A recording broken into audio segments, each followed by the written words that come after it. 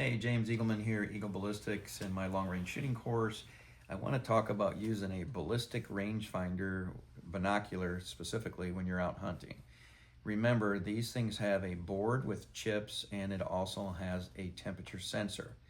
Now, most of these rangefinders, the temperature sensor has a little plastic cover over it or a sheath over it, or a film, I should say, and it actually makes it harder for it to pick up the temperature. That film is waterproofing. Now, what does that mean to you as a hunter?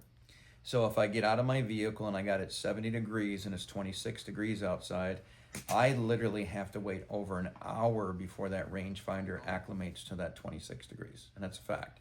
So here's what I've done, is I took the rangefinders and I got the ambient temperature in my house, which was 71 degrees, and they were all close, and I got 5 of them here. You can kind of look at the sheet. I'm going to pop it up.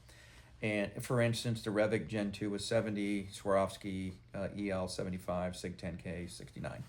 And what I did is I put it in my refrigerator. The refrigerator was 35 degrees. Again, I lased it with the temperature laser. It took literally 1 hour at least for them to get close. For instance, within 1 hour, and you can see the 30 minutes to 40 minutes and the 1 hour, the Revic went down to 47 degrees, the Swarovski 44, SIG 10K 40, and so on and so forth, the undisclosed 48. But even at 1 hour, none of them hit 35 degrees. So what does that mean to you as a hunter? Well, if it's less than 600 yards, that's what I teach my students, temperature is not a big issue until you get over 600 yards because of flight time. For instance, at 550 something yards, you're literally looking at 11 minutes of dial up at 66 degrees outside because the air is thinner. And then when the air got colder at 26 degrees, it was 11 and a quarter. It's a quarter minute of air, still a dead animal.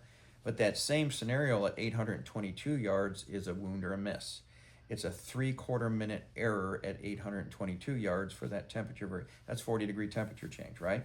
So at 66 degrees with the thinner air, it took you 21 minutes to get to the target.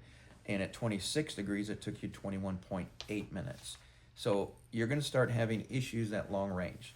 Now, back on track, when I took these out and I laid them back on the table in the house, it took an hour, 30 minutes at least in general for each one of them to reacclimate back to 71 degrees once they were in the refrigerator for an hour. So again, keep this in mind when you're hunting in a different environment than the rangefinder is acclimated for. You need to give it at least an hour plus for it to be the same temperature.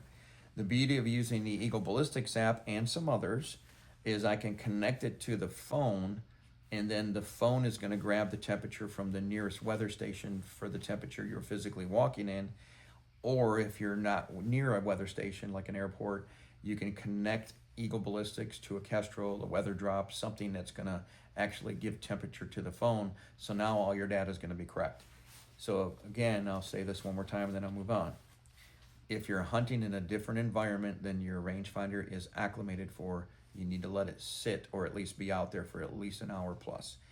Or connect it to a ballistic solver like Eagle Ballistics and grab the temperature from a device that is right with you, that's going to give you the right temperature so you don't make a bad shot. Hopefully this makes sense. Have a great day, and we'll talk to you later.